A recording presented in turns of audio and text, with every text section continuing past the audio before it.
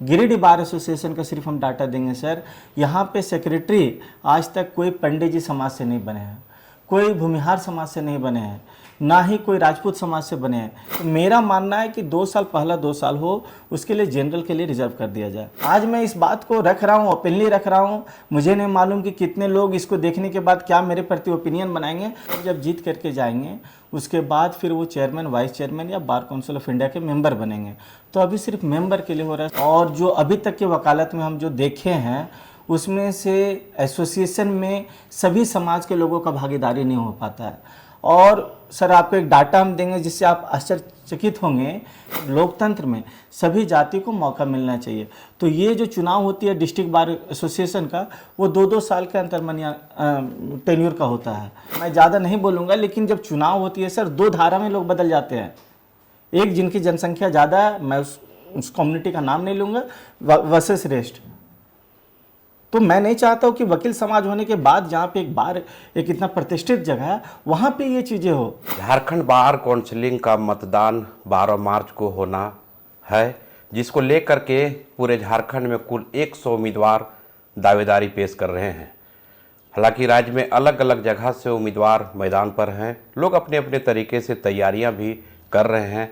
आज हम मौजूद हैं गिरिडीह में, जहां सीधे हम बात करेंगे श्याम सुंदर कुमार जी से कि चुनाव मैदान में आप भी हैं। झारखंड बार काउंसिलिंग को लेकर के क्या प्राथमिकताएं हैं, किन मुद्दों को लेकर के आप चुनाव मैदान में हैं, सीधे हम रुक करते हैं और जानने का प्रयास करते हैं कि आखिर बार काउंसिल चुनाव झारखंड प्रदेश में जो 5 वर्षीय है होने जा रहा है, किस विजन के साथ आप मैदान में हैं।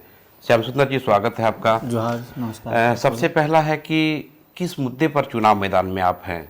सर ये हम लोग एसोसिएशन का चुनाव है सर। इसमें सिर्फ एडवोकेट्स लोग ही वोट करते हैं, लर्नेड एडवोकेट्स लोग वोट करते हैं। और मेरा मुद्दा बहुत स्पष्ट है सर।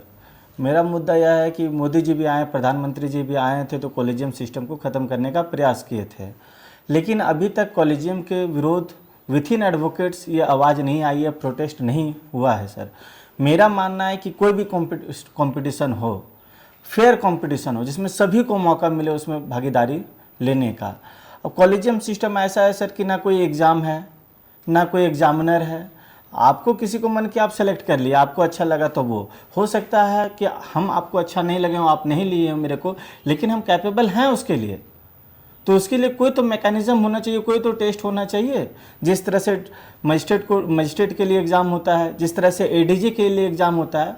तो मेरा मानना है कि हम सभी एडवोकेट्स को मिलकर के अपना वॉइस रेस करें कि कॉलेजियम के खिलाफ हम लोग अपना वॉइस रेस करें और हम लोग मांग करें कि एक फेयर एग्ज़ाम हो, रिटर्न जो भी एग्जाम जजेस का चुनाव होता है, जज का जो नियुक्त होता है वो डायरेक्ट बार के द्वारा ही चयन कर लिया जाता है। बिल्कुल, आप चाह रहे हैं, आपका कहने का मतलब कि इसका भी कोई टेस्ट हो, कोई एग्जाम हो, उसके माध्यम से। बिल्कुल सर, बिल्कुल एग्जाम हो, सभी को अपॉर्चुनिटी मिले, जो उसके लिए कैपेबल होंगे, जिनके अंदर कैपेसिटी होगा वो सर उसको पास करेंगे। ये सिस्टम कब से चला आ रहा है? ये सर कॉलेजियम सिस्टम स्टार्टिंग में नहीं थी, सीनियरिटी बेसिस था, लेकिन 90s में ये सिस्टम कॉलेजियम सिस्टम आया और उससे समय से फिर यहाँ भी ये सिस्टम जो बनाया गया है कोई रूल के तहत बनाया गया है या कोर्ट अपने सिस्टम से इसको बनाया है? ये ऐसा कोई रूल्स सेट पैटर्न नहीं है। इसको लेकर के कई आर्टिकल्स भी लिखे गए कि उसमें से SC ST OBC की भागीदारी बहुत कम है, लेकिन फिर भी इसको लेकर के वैसा कुछ कदम नहीं उठाया गया, ठोस कदम, कि कॉलेजियम सिस्टम को ख़त्म किया जाए।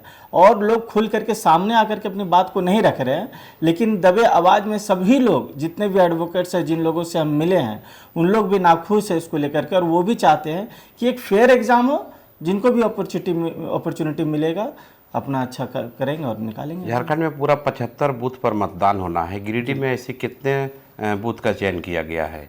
वो तो सर जो इसमें एक प्रोविज़न है कि जहाँ पे 500 से ज़्यादा वोटर हैं वहाँ पे 2 बूथ रखा जाएगा। तो जाहिर सी बात है गिरिडीह में 500 से ज़्यादा वोटर हैं, तो यहाँ पे दो बूथ रखा गया। आप किस पद पर उम्मीदवारी कर सर रहे हैं? ये जो चुनाव हो रहा है मेंबर का चुनाव हो रहा है। अभी मेंबर जब जीत करके जाएंगे उसके बाद फिर वो चेयरमैन, वाइस चेयरमैन या बार काउंसिल ऑफ इंडिया के मेंबर बनेंगे। तो अभी सिर्फ मेंबर के लिए हो रहा है सर, अब मेंबर के ओनली एक ही पद के लिए पूरे झारखंड में चुनाव हो रहा है, मेंबर के लिए? जी, जितने भी चुन करके जाएंगे सभी मेंबर बनेंगे सर। इसमें टोटल कितने वैकेंसी है, कितने उम्मीदवार है इसमें टोटल? तो जैसे सीटेज कितने हैं इसमें? सीटें तो 25 है, लेकिन उसमें से 2 जो है सो नॉमिनेटेड होगा। तो मैदान में आप कह सकते हैं कि 23 सीट्स ओपन है। 23 में भी महिलाओं के लिए सीट रिजर्व है सर। कुछ जो 10 साल के अधिक प्रैक्टिस कर रहे हैं उनके लिए सीट रिजर्व है। जो 10 साल से कम जिनका प्रैक्टिस हुआ है उनके लिए फिर ओपन है। क्या कहेंगे लोगों को आप? आपको मतदान लोग क्यों करेंगे? जैसे आप ये पब्लिकली मतदान तो होना नहीं है, जी जी ये जो भी है सब आपके ही लोग मतदान करेंगे। जी जी क्या अपील करेंगे लोगों से आप? सर हम सभी लर्नेड काउंसिल से यही अपील करेंगे कि हम युवा हैं और जो अभी तक के वकालत में हम जो देखे हैं उसमें से एसोसिएशन में सभी समाज के लोगों का भागीदारी नहीं हो पाता है। और सर आपको एक डाटा हम देंगे जिससे आप आश्चर्यचकित होंगे। गिरिडीह बार एसोसिएशन का सिर्फ हम डाटा देंगे सर।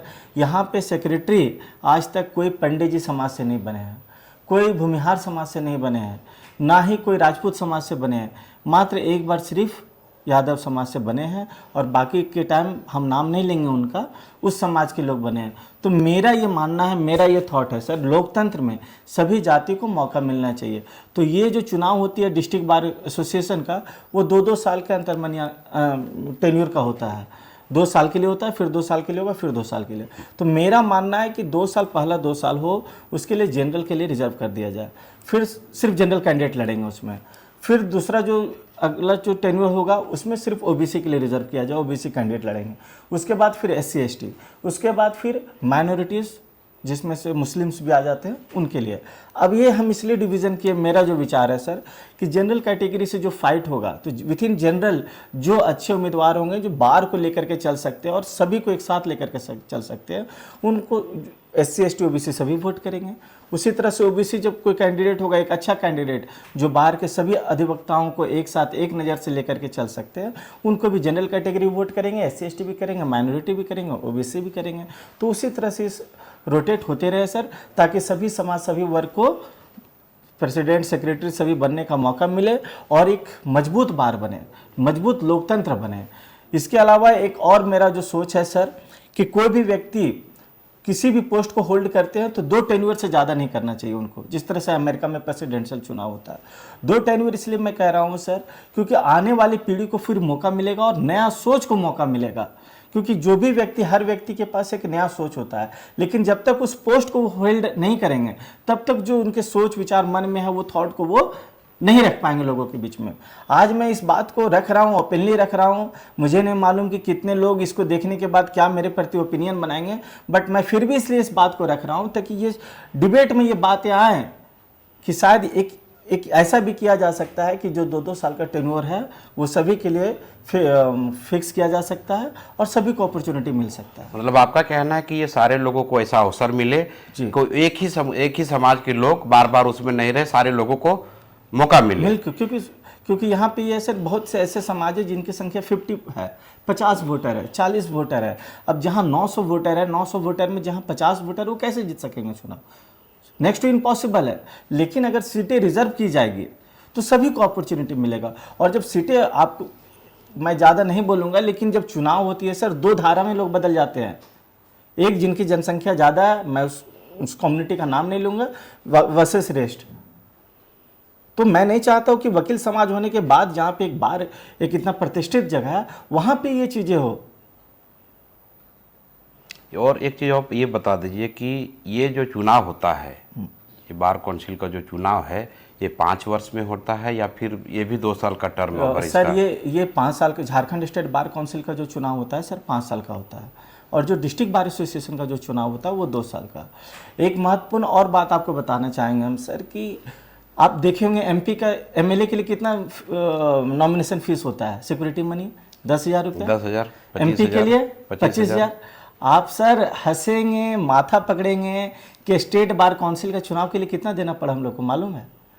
1,25,000 रुपया, और नॉन रिफंडेबल है। अगर कल को हम चुनाव जीत भी जाते हैं तो ये नॉन रिफंडेबल है। अब बताइए कि कोई भी व्यक्ति, कोई भी लर्नेड एडवोकेट्स, वो एडवोकेट्स का ही सेवा करने के लिए आना चाहेंगे तो उनको पॉकेट से 1,25,000 रुपये लगाना पड़ेगा।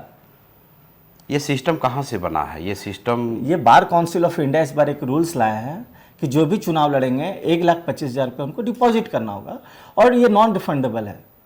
अब हम ये समझ से परे, अभी जैसे 100 उम्मीदवार है, 100 कैंडिडेट है यहाँ मैदान में है, चुनाव मैदान में है, तो सारे लोग जो पैसा जमा करेंगे वो फंड कहाँ जाता है? बार फिर काउंसिल ऑफ इंडिया, अभी झारखंड स्टेट बार काउंसिल के नाम से हम लोग बनाया है, सारा झारखंड पैसा स्टेट वही। बार काउंसिल जी। आप सोचिए कि 1,25,000 रुपये करके 100 कैंडिडेट है, 1 करोड़ समथिंग हो गया।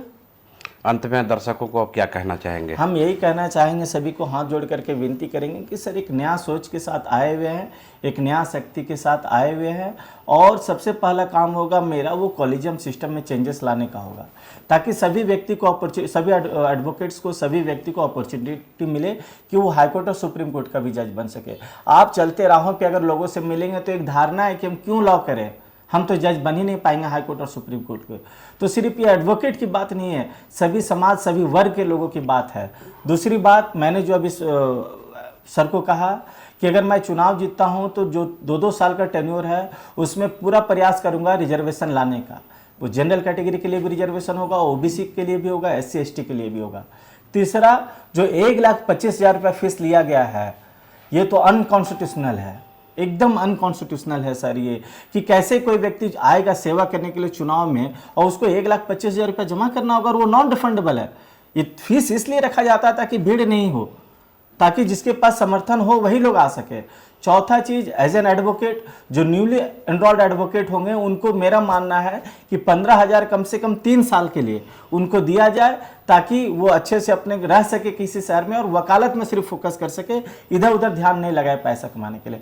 चौथा चीज सर, जो 65 ईयर्स के हो जाते हैं एडवोकेट्स, तो चूंकि उनके पास कोई पेंशन नहीं होता है, कोई साधन नहीं है, ऐसा कोई ये बिजनेस नहीं है, तो मेरा मानना है कि 65 ईयर्स तक जो व्यक्ति सेवा दिए हैं अपने बार को, बार उनको 65 ईयर्स के बाद कम से कम मिनिमम सर अभी के टाइम में 20,000 तो पेंशन मिलना चाहिए, क्योंकि हस्बैंड और वाइफ उन लोग रहेंगे, ओल्ड एज में दवा भी उनकी चलती रहेगी। बहुत से लोग होंगे जिनका घर नहीं होगा तो रेंट पे रह रहे होंगे, तो मिनिमम 20,000 उनको एज ए पेंशन देना चाहिए सर, और हम मांग करेंगे कि उनको 20,000 पेंशन मिले सर।